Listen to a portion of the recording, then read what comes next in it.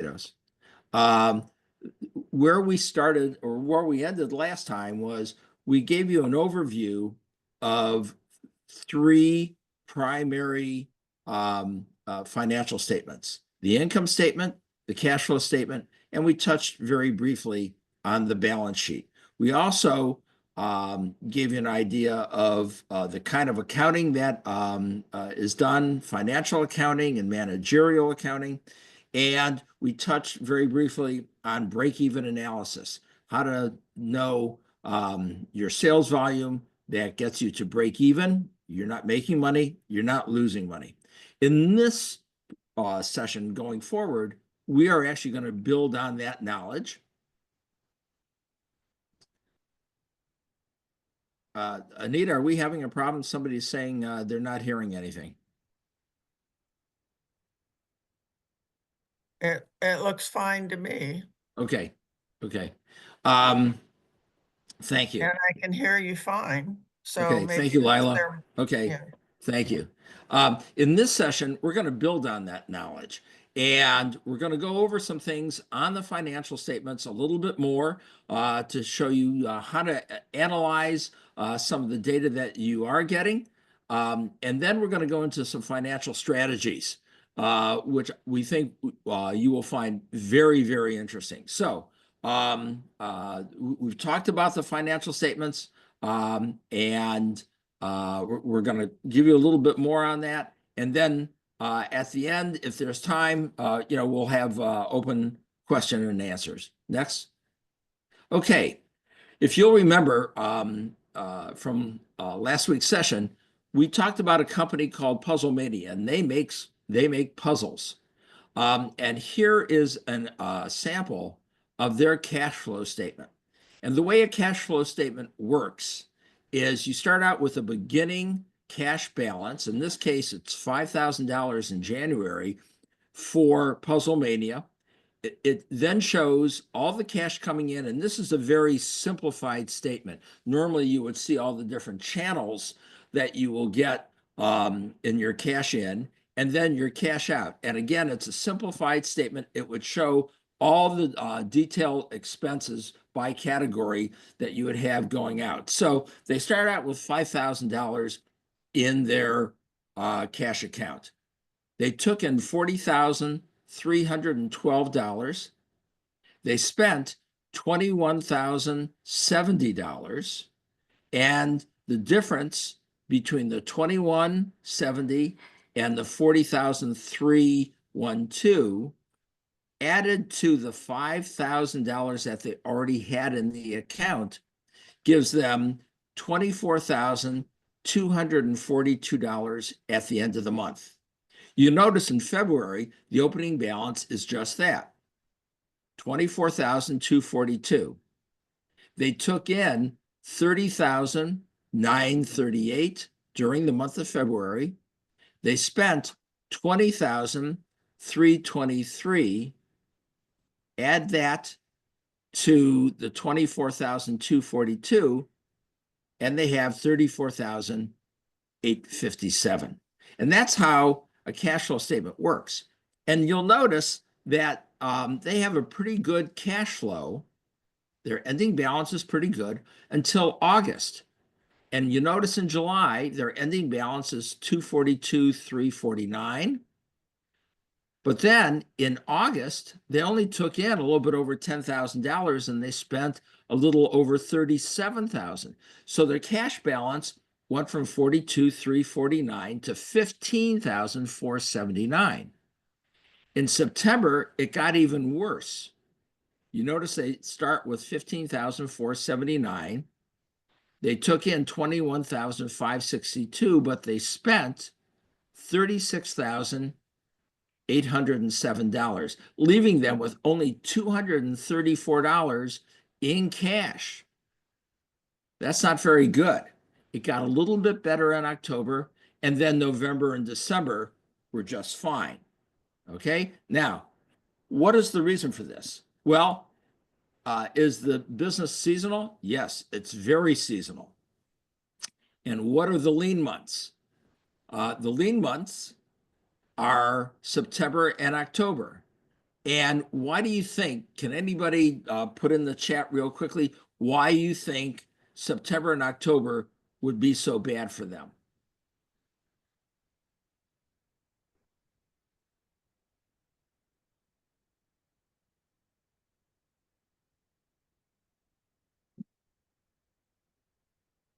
Well, the answer is you have to go back to July and August.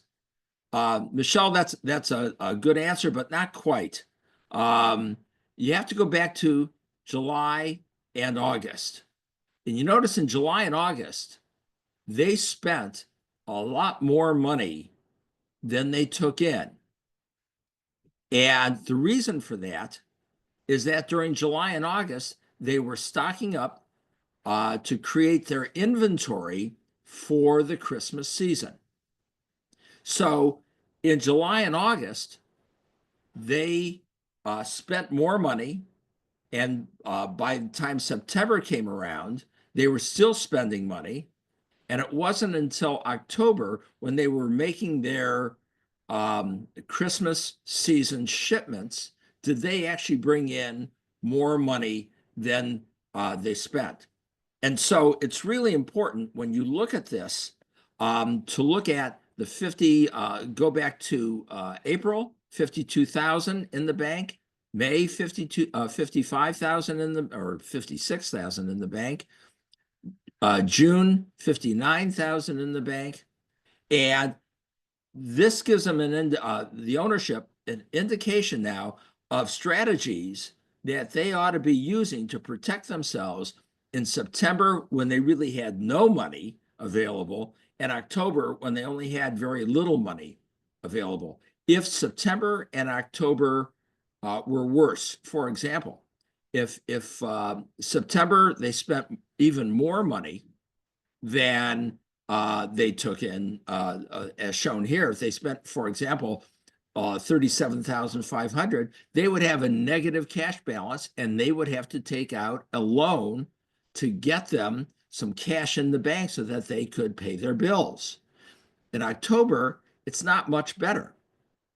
They're even though they have a positive cash flow, if September was bad, October would also be bad because that negative cash flow carries over to October. So what this should tell management in April, May, June is to start putting some money away to protect them in September and October when they're going to have very little, and they're counting on a certain amount of sales to carry them through, but $234 on their business really means they have almost no cash in the bank. If one thing goes wrong, uh, they're going to have to take out a loan to pay for their expenses. So this is a strategy that cash flow statements tell you, and it gives you very strong indications of how to manage your cash during good times and bad times. Protect the cash during good times, and you'll have it available to spend when business is slow. Chris? Okay, now we're going to look at Puzzlemania's income statement, sometimes called a profit and loss or P&L statement. Okay, it's a little bit more detailed than what you saw in the cash flow statement. It starts out with revenue, and by product or product type, depending on how your chart of accounts is set up. You notice in 2020, 200 piece sales for the fiscal year, $112,500, 31% of total sales. The percentage here is of total sales. And I like working with percentages as well as the raw numbers. In 2021, $123,750. In 2022, $136,125. And you see the same breakout for 1,000 piece puzzles and 2,000 piece puzzles.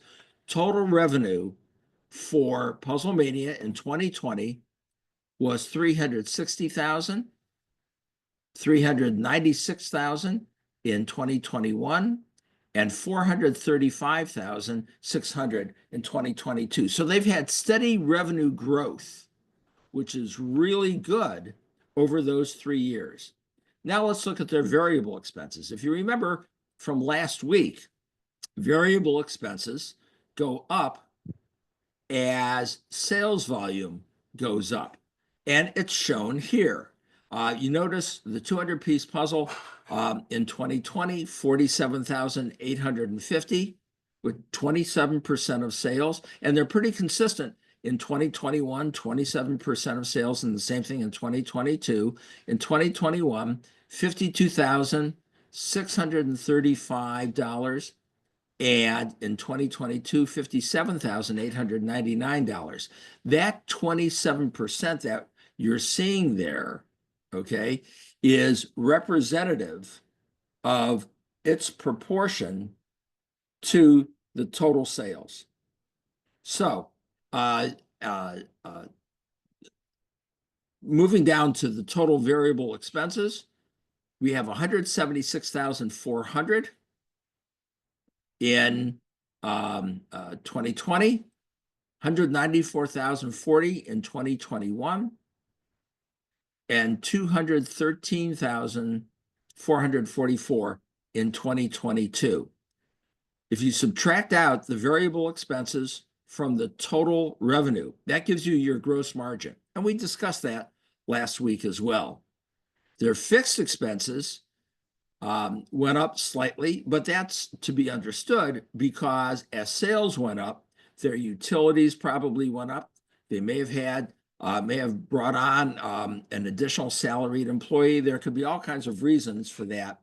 But their rent would have probably stayed the same, and a number of their other expenses might have stayed the same. They may have thrown more money into marketing, for example, as another one. And even though they put more money into labor or more money into marketing, that's still considered a fixed expense. So in 2020, 108,840. In 2021, 119,724. And in 2022, 131,696. Their profit increased nicely as well, 74,760 in 2020, went up to a little bit over 82,000 in 2021, and 90,000 in 2022. So the first thing you want to understand is, how did this differ from the cash flow statement? This is not talking about cash flow. This is talking about profitability. And cash flow is an indicator of profitability, but you can actually have a loss for a period of time and still have positive cash flow. And the best way to describe that is, there are some expenses that don't appear on the cash flow statement that do appear on the income statement. And that's why. Okay. And for further clarification on that, you can talk to your accountant or your SCORE mentor, and they can help you with that. Did the company make a profit in the first year? Yes. 74,760. And, they continued to grow, which means that they had good management, and the management was watching the financial figures. What product brought in the most revenue for the first year? The most revenue would be the 1,000-piece puzzle, okay, $127,500, okay? And you'll notice, as a percentage of sales, it's also the most as far as the percentage of sales. But when you drop down to the variable expenses, the most expensive product to produce is the 2,000-piece puzzle. And the least expensive is the one that is the lowest percentage of sales, and that's the 200-piece puzzle. The 1,000-piece puzzle is right in the middle. And if you do an analysis on these numbers, what you'll find out is that the gross margin on the 200-piece puzzle in 2020 was $78,226. On the 1,000-piece puzzle, it's $79,013. And on the 2,000-piece puzzle, it's $64,916. That's the gross margin for each one of those. So the most profitable product for Puzzlemania is the 1,000-piece puzzle. It has solid sales, and as a percentage of cost, the variable expenses proportionally, even though it's 35% of the total variable expenses, were actually less because the sales were stronger. The dollar value was stronger. The gross margin, $183,600, fixed expenses, $108,800, and the profit, $74,176. So you can see how the income statement really is very valuable to you because if, for example, in 2022, the 1,000-piece puzzle had a 38% cost, variable cost, just like the 2,000-piece puzzle, then the profitability of the 1,000-piece puzzle would drop dramatically. And looking at the percentages, management would look at that and say, what happened between 2020, 2021, and 2022, where our cost of a 1,000-piece puzzle went up 3% and really reduced our profitability. And you could then drill down into the numbers and say, well, our cost of production for the 2020 or the 1,000-piece puzzle went up. Why did it go up? What did we do there? Or were our suppliers raising their price? All kinds of questions that could be asked. And you could find out exactly by asking those questions and drilling down into the data exactly what happened, and you could develop a plan to fix it. Okay, next, Chris. Let's look at Lulu's cash flow statement for just a moment. Lulu also starts out with $5,000. She has $55,000 in sales in January, $40,000 in cash out in expenses, $40,682. So Lulu's ending cash balance is $19,318. In February, again, continued good sales with 56,500, 41,781 in expenses, and her cash almost doubled, $34,037. And you can see that throughout the year, Lulu's cash balance continues to grow. So, a couple quick questions here. Are there any significant seasonal fluctuations? And the answer is, yeah, there kind of are, because you notice in February and March, she's only doing 19,000 and change, and 34,000 and change. In April, 44,000 and change. But by December, Lulu's doing $116,621. And November was almost as good. Well, why is that? Well, that's because people are preparing for the holidays and getting their hair done, and all the other services that Lulu provides. Okay. The interesting thing, though, is that when you look at the cash out, that's been fairly consistent. Okay. A couple things that are a little bit different. In May and June, cash out jumped considerably, but her sales compensated for it. And then at the end of the year, the expenses went up a little bit again, but that's probably for material as well. But the most important thing in this financial statement is the cash flow, and that continues to grow. Now, the question you'll see on the screen here that is most important is, does Lulu really need $129,546 in her cash reserve?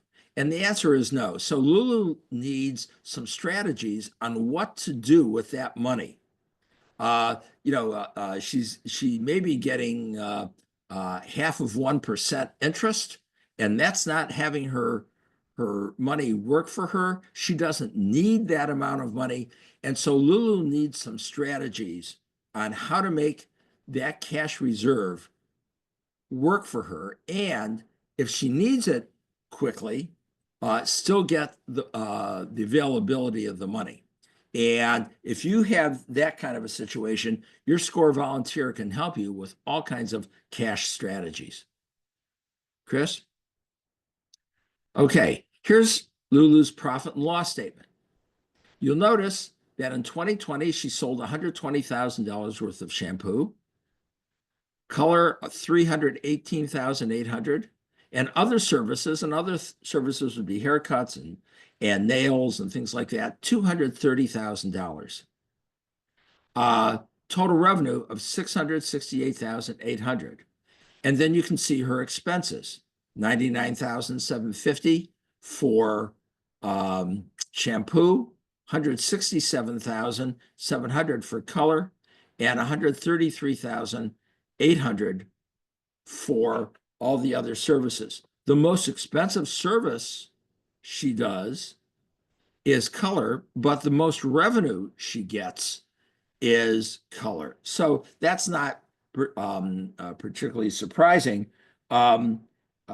For shampoo in 2020, she made $24,500.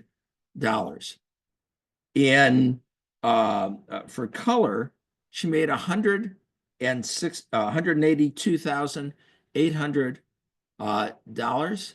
And for her other services, a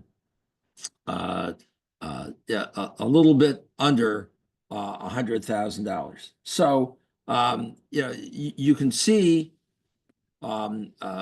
you can evaluate by taking the revenues and taking the variable costs out, your gross margin for each one of the product categories that you have, and see what's most profitable, what's least profitable. And for Lulu, this is really important because she needs to know where that money is coming from and how she is spending it. It'll be that important for you as well. Her fixed expenses have not increased significantly. You notice her profit for the year in 2020 was $125,000. In 2021, $137,000. And 2022, $151,369. So her profit continues to grow, and she's doing very well. Next slide, Chris. Jack, we'll come back to your questions. So we've talked about how normal operations should go in a business. Now let's look at what could go differently, better or worse, with some examples and how the owners might respond. And we'd like you to think about how you might use your financial data to adapt to these conditions. And I'm going to turn it over to Chris at this point.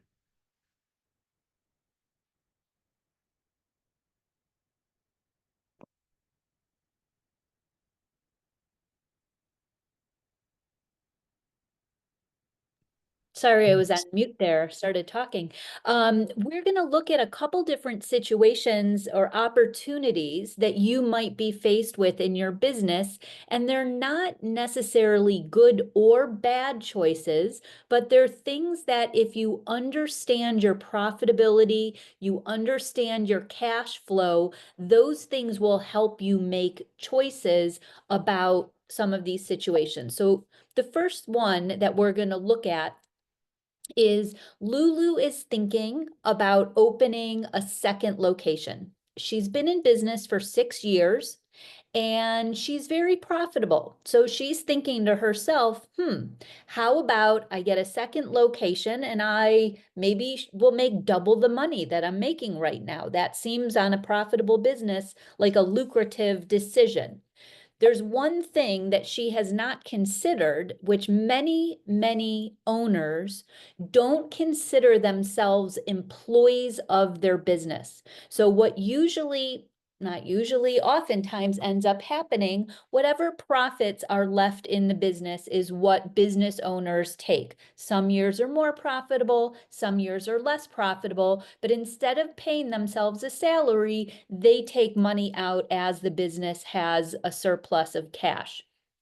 So if we look at her, this is again from last week, if we review her profitability, she had $10,871 in her average month, a 20% profit margin, and she had one salaried manager.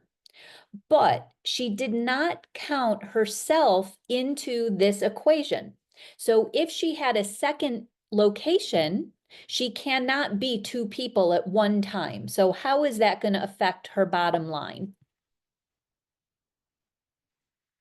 Right now, if we calculate that she's working on average 55 hours a week, and if she needed to pay someone to do this job, approximately $35 an hour is what she would need to pay. Some of the work that she does is less than a $35 an hour job, and some of the work she does is more than 35. But on average, to replace her at another store, she would have to pay a little over $8,000 to have another full owner type presence doing all of the work that she's doing at her first location.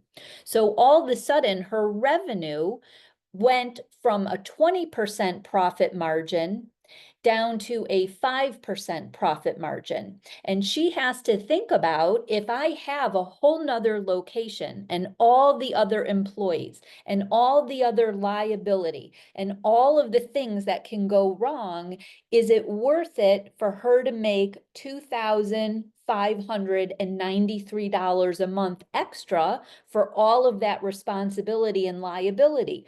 Maybe it is, maybe it isn't. Maybe she thinks she has a few hours to spend and that she can split her time. But these are the types of questions that a lot of times owners don't factor their own time and space in. And if they have to cover that, how it's going to affect the bottom line.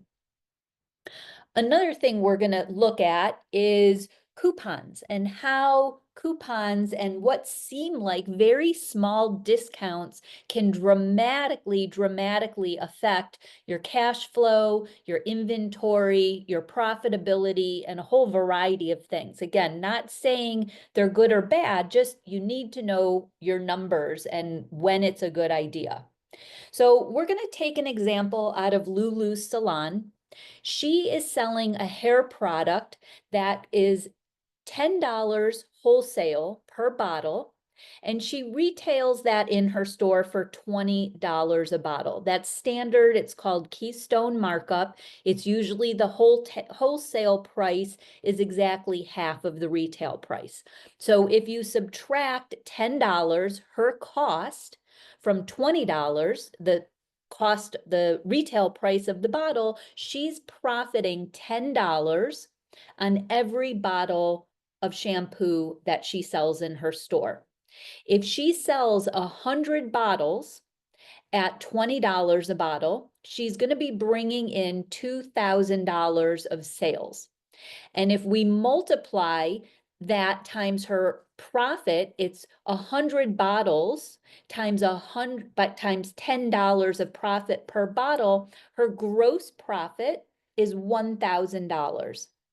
If you divide $1,000 of profit into $2,000 of sales, her gross profit margin is 50%. That's as it should be for standard Keystone markup products. Well, let's look at this. If she wants to offer 20% off, it changes the numbers dramatically, more than it seems like it would. So all of a sudden, she's bringing in 20% off of $20 is $4. That's the discount she's offering. So a $20 bottle of shampoo will now sell for $16. That is minus the 20% coupon. But her cost is still the same $10. Her cost did not change just because she decided to offer a coupon. So she is now going to subtract $10 from 20, the cost of her bottle. She's also going to subtract $4, which is the value of 20% off coupon. And now her gross profit dropped down to $6 per profit per jar. She is now, if she sells the same 100 bottles at $16, she's now bringing in $1,600 of sales. And if we multiply the 100 bottles times $6 of profit per bottle, she's bringing in $600 of profit. If we divide that profit, $600, into the sales of $1,600, that tells us her gross profit margin is 37.5%. Now, we might be thinking, we lost a lot of sales, we lost a lot of profit. Can we make that back? What do we need to sell with the discount to equal the profit we made without the discount? Good question. If we sell 100 bottles at $20, we had 2,000 in sales, 1,000 profit. Selling $100, 100 bottles at 16 brought in $1,600 and $600 of profit. If we divide the $1,000 of profit, which we still want to maintain, if we divide that by $6 a bottle, we see we need to sell 167 bottles to equal the same profit as selling $100 bottles without the coupon. So some of the questions are, do you have enough cash to invest in a lot more? It's more than 50% inventory that you need to increase to have that many bottles available. So there are some good times to think about this, and there are some times that I wouldn't want to think about this. So what are some times where you might want to say, okay, it's worth it, I want to offer a 20% coupon? One time is maybe a certain shampoo line or manufacturer is offering a discount, and you can pass that on to the client. So you can possibly maintain that same 50% Keystone markup. If the manufacturer offers 20% off, you can offer 20% off. You still have to sell a lot more bottles, but your profit margin will remain the same, and you won't be out so much more cash for selling those extra bottles. Another time is like we looked at some of the cash flow. If you know that you have something coming up and you want to invest in more inventory in a different line or a new line, and you need to generate cash, you might be fine to say, I just need cash right now, and I'm going to sell through these bottles because I have a decent amount of inventory, and right now the cash means more to me than the profit margin. But you're making that decision knowing your numbers, knowing what your cash flow over the next few months looks like, knowing why that might be a good decision for you.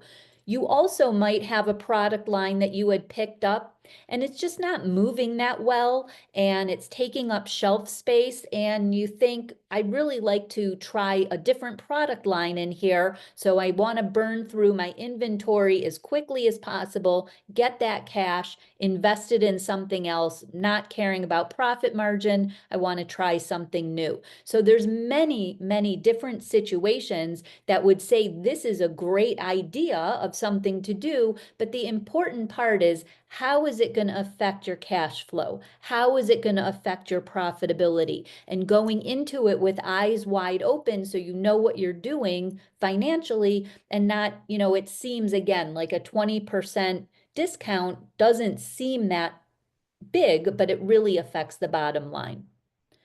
Okay, another thing we're going to look at is, how do you know if advertising is worth the money?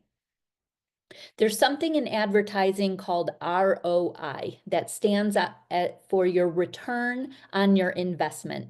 So if you are going to pay a certain amount of money for advertising, it's a good idea to have some guesstimate on what you can expect to get out of this. And just like everything else with financial information, the more history you have, the better your decisions are going to be, because you will have tried different advertising things. You will see your seasonality. You will have an idea of when is money coming in, when are you tighter. It will help you make some of these decisions. So let's look at how profitable are increased sales once we factor in the cost of an advertisement. So in this case, an ad cost $2,200 and it brought in $14,000 in new sales for Puzzlemania. And wow, that looks like on the surface a great turn. I think I would want to spend $2,200 to bring in $14,000. That on the surface looks pretty good. Well, we want to calculate what is left in our pocket, not $14,000, because we have expenses at Puzzlemania. We have to make all those puzzles. We're going to burn through a bunch of our inventory. So to calculate the gain, we're going to take $14,000. That was our sales that we generated from the ad. And we're going to multiply it by 0.21. So for those of you that were in the first session last week, we saw that Puzzlemania has a profit margin, a gross profit margin of 21%. So that's how we know that's the profit left over after expenses on $14,000. So our profit is $2,940. But we now have to subtract the cost of that ad, which was $2,200. That's leaving us, after the cost of the ad, with $740 profit in our pocket. We sold $14,000 of sales. We are left with $740 of profit after that. If we divide 14,000 in sales by $20 a sale, we see we're going to be selling through 700 puzzles, and $740 of profit divided into $14,000 of sales brings our profit margin down to 5%. It was 21% after the ad, it's 5%. So now we can calculate our ROI. We have all the numbers. We first want to take our gain, which was $2,940. It's not our sale, it's what did we actually money bring in, profit minus the cost of the ad divided by the cost of the ad. That shows us, if we put those numbers into a calculator, it's going to give us 34% ROI, return on the investment. It's an increase of $740. And again, you could be thinking, why would I sell 700 puzzles to make such a small amount of money?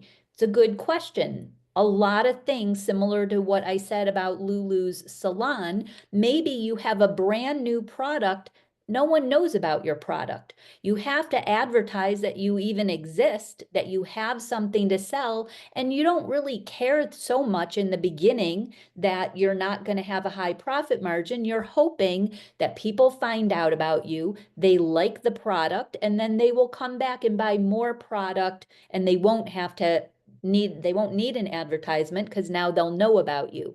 You might have also something that is inventory that you want to get rid of. You might be, again, heading into a time where cash flow is going to be tight, or you do inventory control, or a lot of companies have to pay for their inventory at the end of the year, and they increase inventories. They have to pay for their balance sheet tax on the increase in inventory.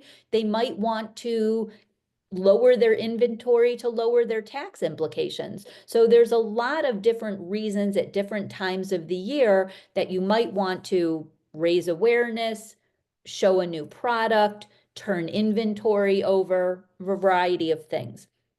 So this exact same situation we're going to look at with one little teeny change. It looks like it's the same screen, but it's different. The ad now, instead of $2,200, costs you $2,500.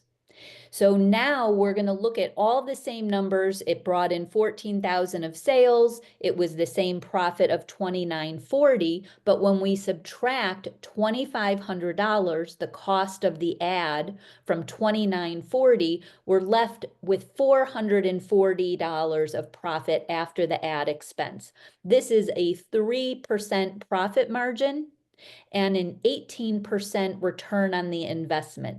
I would say this is a lot of work, a lot of puzzles. Doesn't mean that it isn't going to go. Maybe you try this out and you see, I didn't have a good return on it. And next year, the company that you place the ad with says, do you want to place an ad again? You know the sales you brought in, and maybe you say, it's not worth it for me to pay $2,500, but I'll pay you $1,200. If you'll place the ad for $1,200, I'll do the ad with you. So again, the more data, the more history, go in eyes wide open, you know what you're dealing with here. If you did place an ad and you didn't keep track of the sales from it, how do you know, should I place this ad again? You can have a gut feeling, I think I got a lot of sales out of it, I think I made money out of it, but you don't know unless you keep track of the numbers. We have a couple more strategies to improve profitability, so I am going to pass the mic back to Richard. Thanks, Chris. The first strategy I want to discuss with you is fire your worst customers. Now, this sounds pretty drastic, but there are reasons for it. My background, as some of you may know, is the hospitality industry, restaurants and hotels. And in hotels, when a customer would come in and say, we'd like a discount for the room rates that you're charging us, we would ask the question, well, how many guest room nights can you actually provide to us? And we negotiate that out with the client. And let's say that the client says that in the next 3 months, we'll have 100 people stay with you, 100 room nights. And we watch that very closely. And if they don't meet that 100 room night commitment, we will go back to them at the end of the quarter and say, you didn't meet the 100 room night commitment, and we just can't give you that discount any longer. So think about that for your business. If you have customers who expect the same discounts, you have smaller customers who expect the same discounts as your largest customers, but don't buy too much from you. If you have customers who pay their bills in 30, 60, 90 days instead of your usual terms, such as payable on receipt. And if you remember last week, we briefly mentioned, don't be your customer's credit card. Do everything you can to collect what they owe you on a timely basis. But you may end up with some customers who don't pay on time.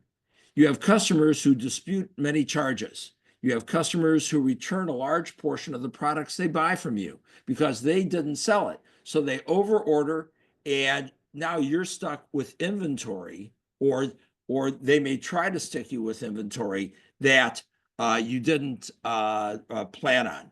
Okay. So these are descriptions of your worst customers. The best thing you can do for them, for yourself with them, is not to offer them any discounts and just treat them at arm's length. Okay.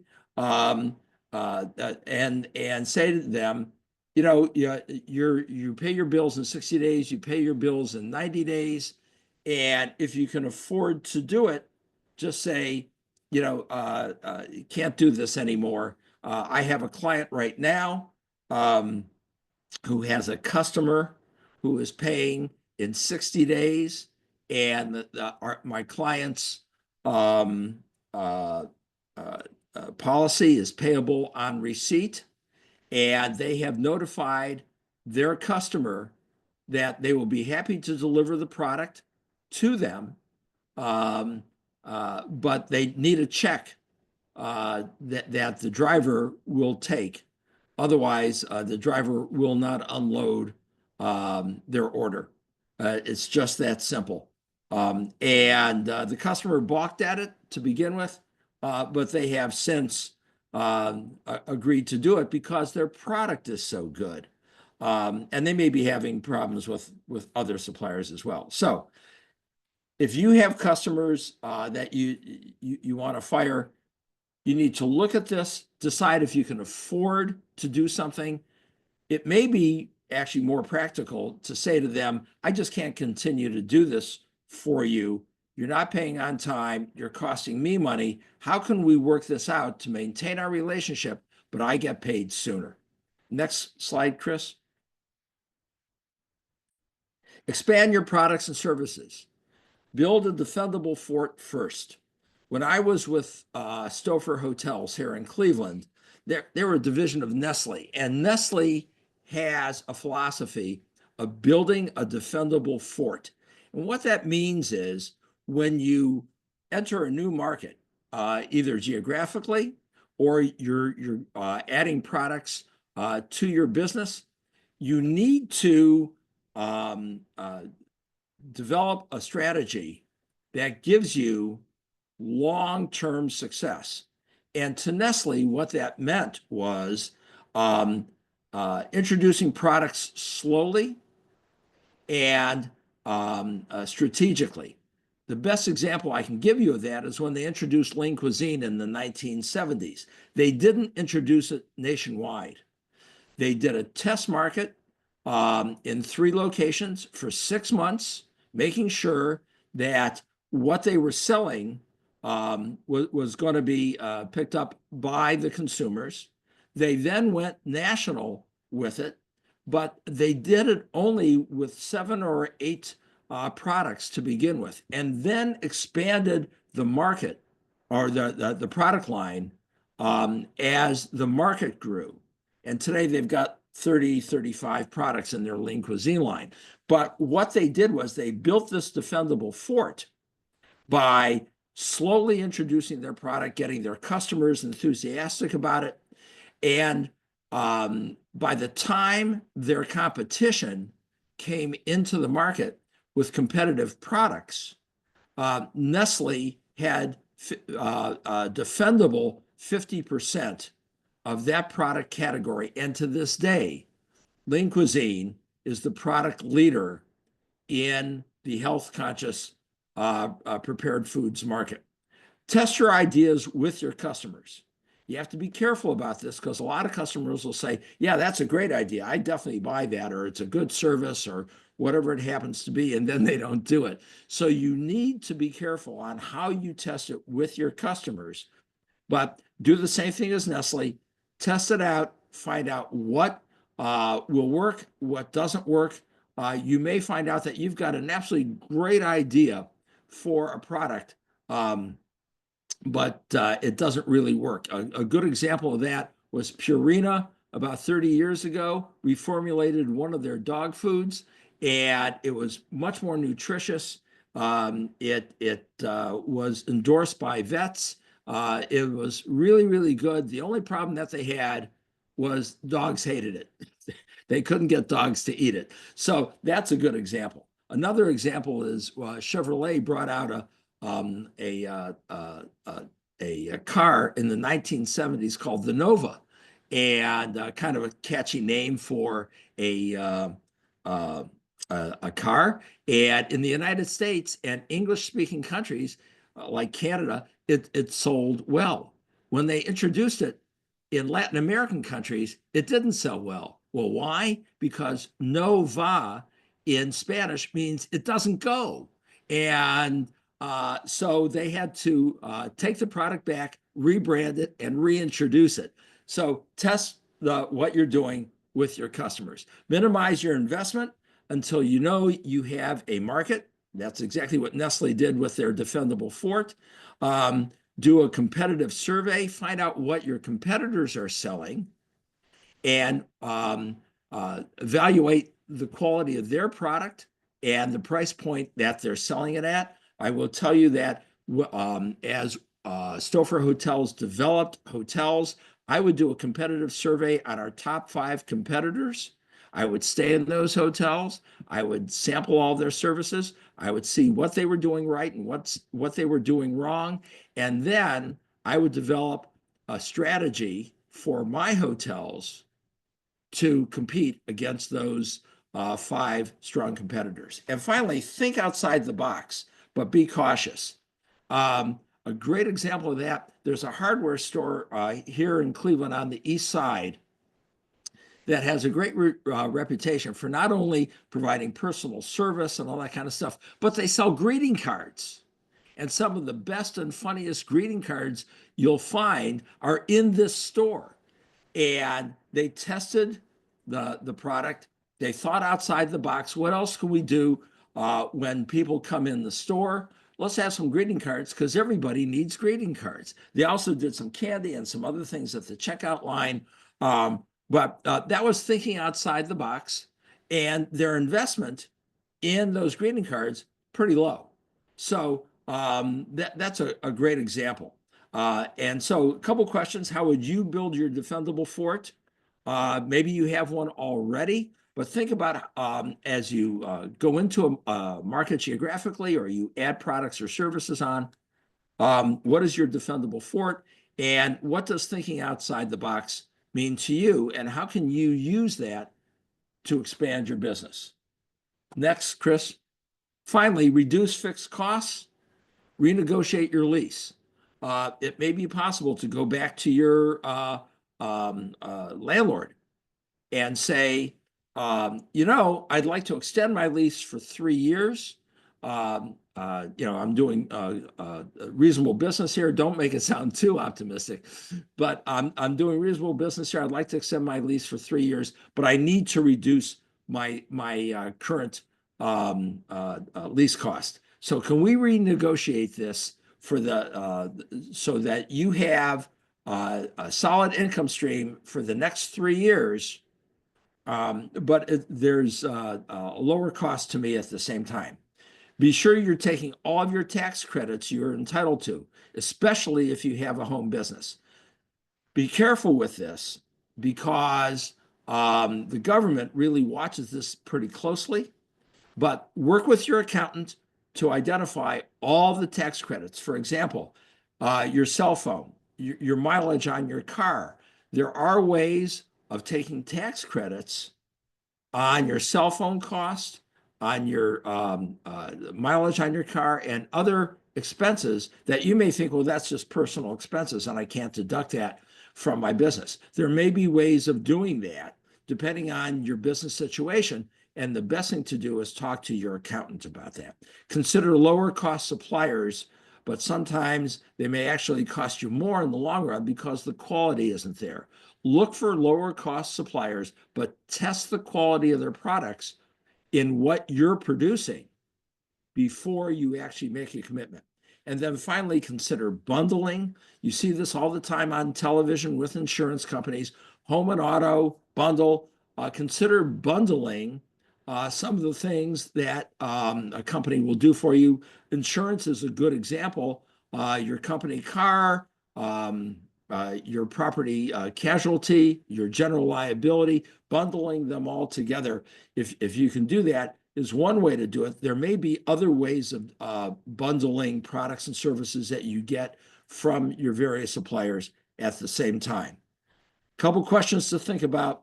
What fixed costs are negotiable when they're renewed? Can you renegotiate fixed costs before they are renewed? You may be able to, if you've already got a 2-year lease from a landlord, you may be able to go back to that landlord and say, I want to extend for another 2 years. What can we do about my monthly lease costs? And how would you verify comparable value when researching lower cost suppliers? There are various ways of doing it, but my suggestion is to buy a small sample of the product or the service, test it for your use first, and then make an evaluation. Chris?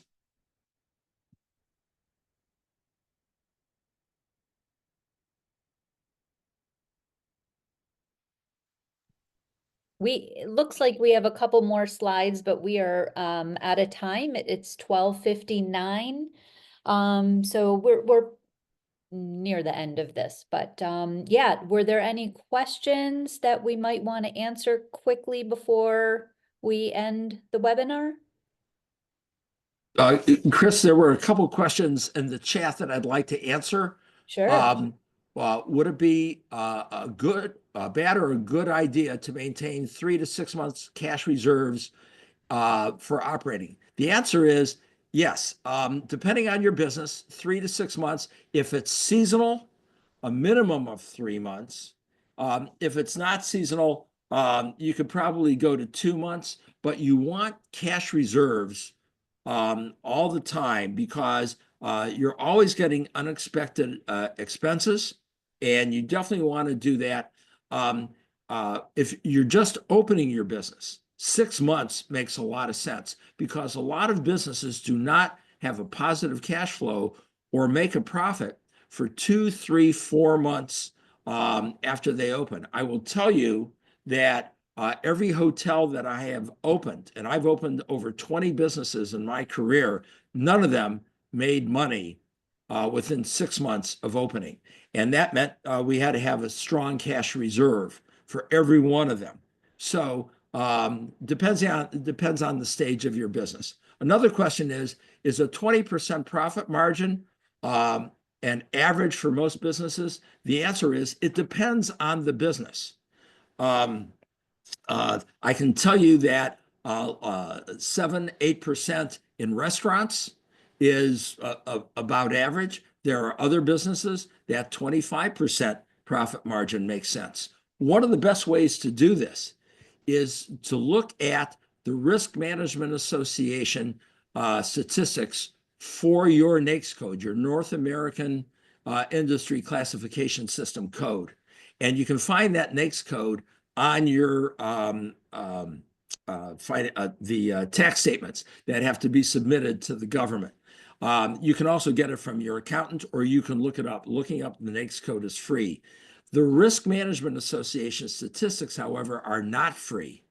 And the best way to look up Risk Management Association statistics for your industry, including what is a good profit margin, is to use the Cleveland Public Library. They have a subscription to rma.org. And with that, you can use their subscription to look up your business and get a whole series of operating statistics. And the librarians at the business library of the Cleveland Public Library are there to help you and can actually walk you through all this. You can copy down all these statistics and then sit down with your SCORE volunteer or sit down with your accountant or both and get a better handle on that. Okay. And I think the last question I see here is it best practice to figure in the owner's salary when calculating expenses? And the answer is definitely owners should plan on a salary, whether they take it or not, in their financial planning for the year. You, one way or another, you need to do that, because one way or another, you need to have some money to live on. So you can't always count on a draw or a bonus to compensate you for your monthly expenses.